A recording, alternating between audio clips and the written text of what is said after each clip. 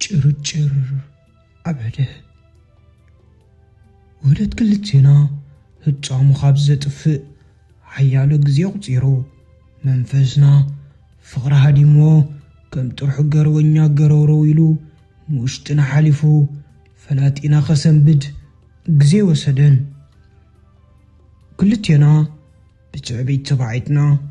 ጉድለትና ክንሽፍን ዘይንፍሕሮ ጉድጓድ ኣይነበረን ንሱ ንስኺ ብደለኛ ክብል ኣነ ንስኻ እምበር ግን ደሓን ወትሩ ናባይ ከተላግቦ ክትነብር እንዳበልኩ ከማርር ምሸት ቅድሚ ድራር ዝግበርሉ ምተርእዮ ኮይኑ የፍቅረካ ዝብሉ ምቁራት ቃላት ካብ ልብታትና ርሒቆም ተሰዊሮም እዮም ልብታትና ሓደ ናይቲ ሓደ ጌጋ ዝቆፅርን ዝሕዝን እምበር ሕድገት ካብ ምግባር ተዓጊቱ እዩ ፍቅሪ እንታዩ ኢለ ኣብ ዝሓስበሉ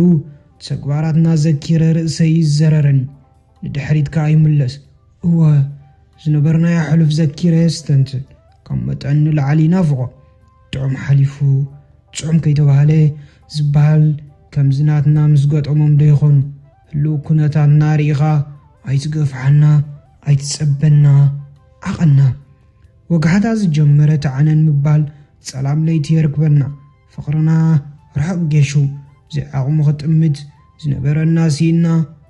ግዳይ ምስኮና ፀጋምና መፍትሑ ሲኢና ፍቅርና ኮይኑ ከም ፀወታ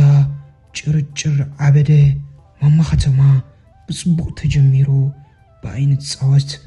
ኣይንማወት ውድእ